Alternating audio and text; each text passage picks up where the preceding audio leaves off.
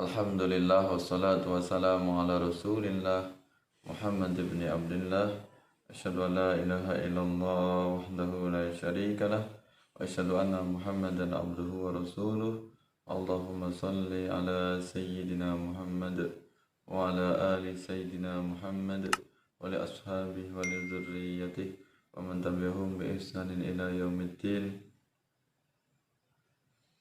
Pemirsa yang dirahmati Allah Subhanahu wa Ta'ala, teman-teman semuanya, para sahabat, para guru, dimanapun Anda berada, mudah-mudahan Anda semuanya selalu dalam lindungan Allah Subhanahu wa Ta'ala.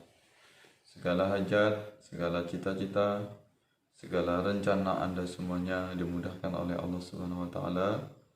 Ya, tercapai semua hajatnya, semua aktivitas Anda dimanapun berada, mudah-mudahan diberikan kelancaran oleh Allah Subhanahu wa Ta'ala. Amin ya rabbal alamin. Pemirsa yang dicintai Allah, terima kasih Anda semuanya berkenan untuk hadir di majelis ini. Mudah-mudahan majelis ini menambah keberkahan, menambah kecintaan kita kepada Rasulullah Muhammad SAW, menambah kecintaan kita kepada Allah Subhanahu wa Ta'ala, menambah semangat kita dalam beribadah, dalam melakukan ketaatan, melakukan kebaikan, melaksanakan apa yang telah diperintahkan oleh agama kita, yaitu dinul Islam. Pemirsa yang dirahmati Allah Subhanahu wa Ta'ala, pada kesempatan ini kita akan membahas tentang bagaimana perbedaan dakwah antara dakwah Muhammad bin Abdullah dengan Muhammad bin Abdul Wahhab. Ya.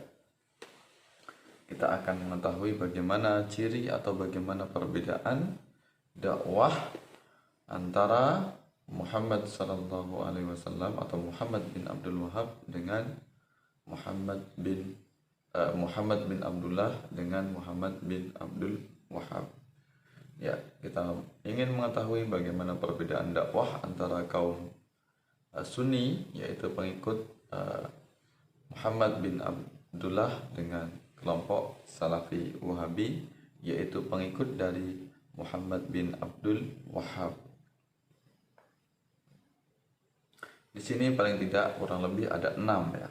Ada 6 perbedaan dakwah yang digaungkan oleh Muhammad bin Abdullah dengan Muhammad bin Abdul Wahhab.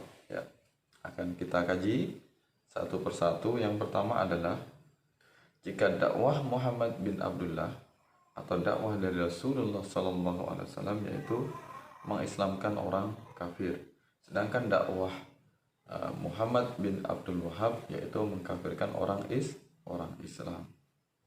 Ya, kita tahu bagaimana dakwah Rasulullah SAW menyebarkan Islam dengan semangat perdamaian rahmatan lil alamin, yaitu sehingga Islam tersebar luas, diterima oleh banyak orang, bahkan sampai ke berbagai macam penjuru dunia. Itu karena dakwah yang lemah lembut, dakwah penuh dengan toleransi, dakwah dengan penuh kasih sayang. Ini berbeda dengan dakwahnya Muhammad bin Abdul Wahhab dan para pengikutnya, yaitu orang yang sudah jelas-jelas muslim, jelas-jelas Islam, tapi mereka kafirkan hanya karena perbedaan pendapat, perbedaan yang bersifat khilafiyah atau furu'iyah. Itu betapa ekstrimnya mereka, betapa bahayanya mereka, ya, memvonis ahlul kiblah, yaitu orang yang sholat, orang yang masih menghadap kiblat, itu mereka vonis sebagai orang kafir, musyrik, ahlul bid'ah. Itu hanya karena perbedaan pandangan, perbedaan pendapat. Nah, ini poin yang pertama ya. Nah, kita tahu bahwasanya para aulia, para wali songo yang dakwah di Nusantara ini, mereka mencontoh dari dakwah dari Muhammad bin Abdullah, yaitu contoh teladannya dari Rasulullah Muhammad sallallahu alaihi wasallam.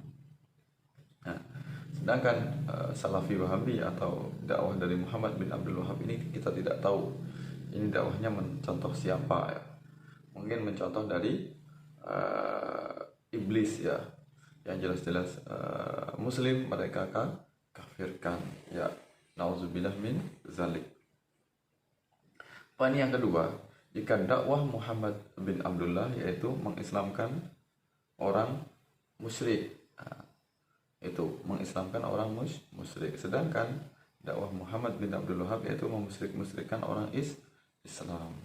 Ya, ini kita tahu betapa dahsyatnya, betapa bahayanya, betapa ekstrimnya dakwah dari Muhammad bin Abdul Wahab dan para pengikutnya. Mereka tega menuduh musyrik, menuduh berbuat syirik umat Islam hanya karena melakukan praktek-praktek ziarah, kemudian tawasul, kemudian maulid, ya, maulid kepada Rasulullah SAW, haul kepada ulama atau habaib, menghormati para habaib dengan mencium tangan dan sebagainya, sungkem kepada orang tua. Ini mereka tuduh sebagai perbuatan musyrik. Nah, ini betapa mengerikan pemahaman mereka. Sedangkan kita mencontoh dari bagaimana dakwah Rasulullah, yaitu mengislamkan orang musyrik, ya, orang-orang yang dulunya musyrik berbuat kesyirikan, mereka sedikit demi sedikit dengan penuh kelembutan hati mereka tertarik untuk memeluk Islam karena dakwahnya dengan perdamaian, dakwah dengan kasih sayang, ya. Itu. Kemudian poin yang ketiga. Nah, kalau dakwah dari Muhammad bin Abdullah, dakwah dari Rasulullah SAW, ini ayat perihal kafir ditujukan untuk orang kafir. Jadi dakwah dari Rasulullah itu benar-benar tidak salah dalam menempatkan ayat, tidak salah dalam menempatkan hadis, ya, sesuai dengan konteksnya. Ini berbeda dengan dakwah dari Muhammad bin Abdul Wahab. Ini ayat-ayat yang ditujukan kepada orang kafir, ini ditujukan untuk umat Islam.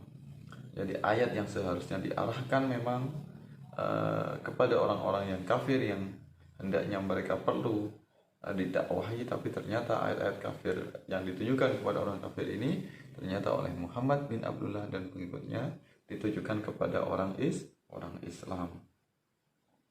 Artinya mereka gampang untuk memvonis kafir. Itulah pemahaman mereka yang takfiri, ya, gampang menuduh kafir. Nah, ini. Nah, kemudian poin yang keempat, ya, dakwah dari Muhammad bin Abdullah atau dakwah dari Rasulullah SAW yaitu menyayangi kaum muslim, ya, kaum muslim dengan berbagai macam perbedaan pendapat. Umat Islam, para sahabatnya kita tahu juga memiliki berbagai macam pendapat, tapi Rasulullah sangat menghormati, menghargai mereka semuanya. Terkadang Rasulullah juga meminta pendapat-pendapat mereka semuanya, karena Rasulullah walaupun seorang nabi, beliau maksum, terjaga dari berbuat dosa, terpelihara dari berbuat zalim, berbuat kemaksiatan, tapi Rasulullah juga manusia yang butuh berinteraksi, manusia yang butuh untuk bermusyawarah, berbagi pendapat. Nah, ini sangat menyayangi kaumnya, menyayangi umatnya. Bahkan Rasulullah tidak pernah melaknat atau menghujat kaumnya, tapi Rasulullah senantiasa mendoakan yang baik-baik, mendoakan agar kaumnya yang ingkar, kaumnya yang musyrik atau berbuat kekafiran hendaknya mendapatkan hidayah dari Allah Subhanahu wa Ta'ala. Itu betapa luar biasanya, betapa santunya, betapa Islam yang diajarkan oleh Rasulullah Muhammad SAW. Ini dakwah penuh dengan kelembutan, ya, berbeda dengan dakwah Muhammad bin Abdul Wahab atau dakwah dari kelompok Salafi Wahabi. Mereka sangat membenci kaum muslim dimanapun berada. Mereka cerca, mereka hina, mereka maki-maki, ya, mereka tuduh dengan perbuatan atau dengan perkataan yang tidak baik, dengan perkataan yang buruk. Ini karena akibat kesombongan, keangkuhan mereka, yang mereka merasa sebagai umat Islam paling Islamnya, ya. Ini betapa dakwahnya Muhammad bin Abdul Wahab sangat ekstrim, ya. Ya, ini gemar menghina praktek-praktek atau pemahaman umat Islam yang lainnya. Mereka sangat ekstrim sekali, ya. Tidak heran jika mereka adalah kelompok minoritas, kelompok yang tersingkir atau kelompok yang terasing. Ya, mereka hanya kelompok secuil saja, hanya segelintir saja, namun kehadirannya membawa fitnah, membawa musibah bagi umat Islam. Ya, ini betapa jahatnya kelompok Salafi Wahabi atau kelompok yang dakwah mengikuti pola dari Muhammad bin Abdul Wahab. Kemudian poin yang kelima, dakwah Muhammad bin Abdullah yaitu membenci kafir harbi. Siapa kafir harbi?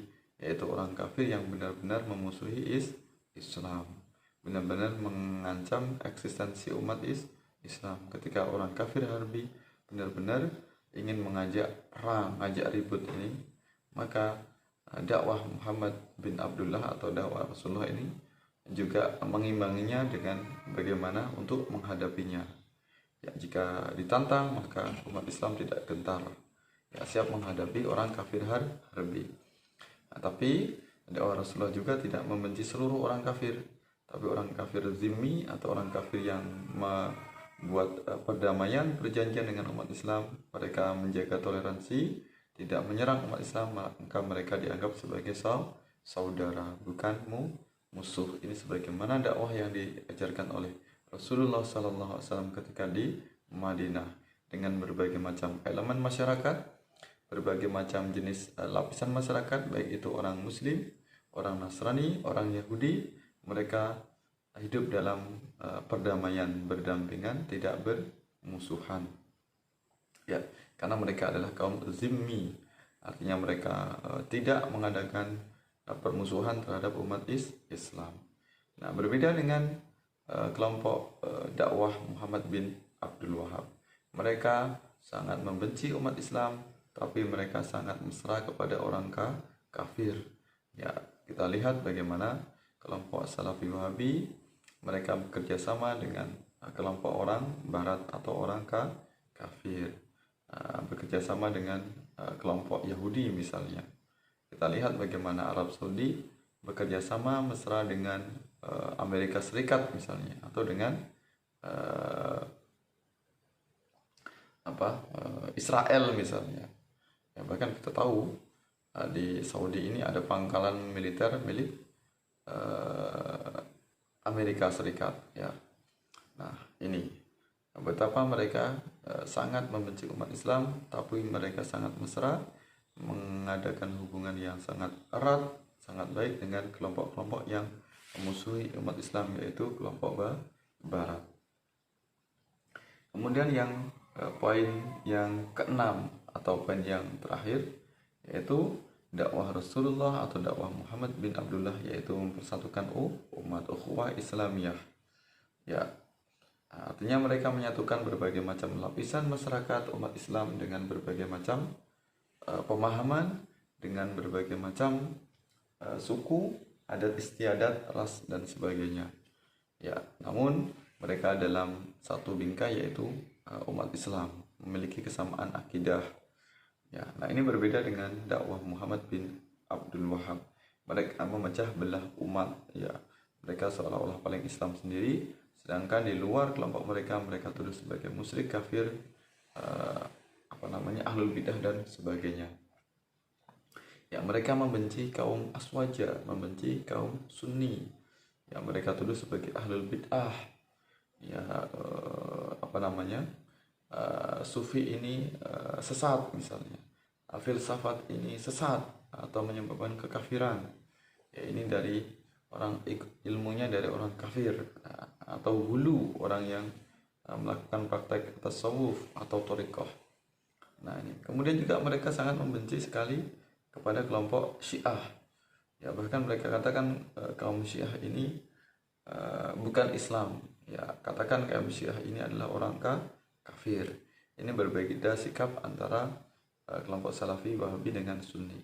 Walaupun misalnya Syiah ini adalah kelompok yang sesat, namun mereka tidak sampai kepada kafir. Mereka tetap ahlul kiblah. Ya, adanya penyimpangan-penyimpangan yang mereka membenci para sahabat Nabi, seperti membenci Abu Bakar, Umar, dan Utsman. Nah, inilah kesesatan mereka. Bukan berarti karena mereka membenci sahabat kemudian mereka kita kafirkan atau kita anggap sebagai kelompok yang bukan Islam. Mereka tetap Islam, hanya menyimpang saja. Nah, ini betapa ekstrimnya kelompok Salafi Wahabi, sangat membenci, sangat mengkafirkan kelompok umat Islam di luar kelompok mereka, sehingga mereka memecah belah umat, ya, tidak mau bersatu dengan bermacam perbedaan, tapi mereka memaksa agar bersatu dengan sesuai dengan manhaj, pola pikir, tafsir, dan pemahaman mereka, doktrin ideologi mereka. Harus mengikuti apa yang didakwahkan oleh Muhammad bin Abdul Wahhab, harus mengikuti apa yang menjadi pemahaman Ibnu Taimiyah, mengikuti Bin Bas, mengikuti Albani, mengikuti Shalih Fauzan, harus mengikuti Al-Utsaimin. Jika kaum atau umat Islam yang tidak sepakat dengan tokoh-tokoh ini tadi, tokoh yang menjadi rujukan kelompok Salafi Wahabi seluruh dunia misalnya, mereka tuduh sebagai kelompok yang menyimpang, sesat, kafir, musyrik, dan sebagainya. Ya, itulah kurang lebih ada 6 poin yang membedakan antara dakwah Muhammad bin Abdullah, yaitu dakwah Rasulullah SAW, dengan dakwah Muhammad bin Abdul Wahhab, yaitu pengikutnya yang disebut dengan kelompok Salafi Wahabi. Mudah-mudahan kita senantiasa meneladani, mencontoh apa yang telah didakwahkan oleh Rasulullah Muhammad SAW. Kita terlindungi, terjaga dari kelompok takfiri, kelompok tabdi'i yang gemar menuduh bid'ah, kelompok tasyriki yang gemar menuduh musyrik, kelompok di luar mereka, yaitu kita selamat dari fitnah Salafi Wahabi. Ya, mudah-mudahan anak keturunan kita semuanya steril, tidak terpengaruh, tidak ikut dengan kelompok ajaran sesat, yaitu kelompok Salafi Wahabi. Ya, mudah-mudahan bermanfaat, mudah-mudahan kita semuanya dalam bimbingan, dalam petunjuk Allah Subhanahu wa Ta'ala. Sampai bertemu dalam kesempatan yang lain. Ya, jika ada komentar, jika ada pendapat, jika ada komen dari sahabat semuanya ingin menambahkan, silahkan ditulis di kolom komentar. Ya. Sampai bertemu dalam kesempatan yang lain. Wallahu muwaffiq ila aqwamit thariq. Assalamualaikum warahmatullahi wabarakatuh.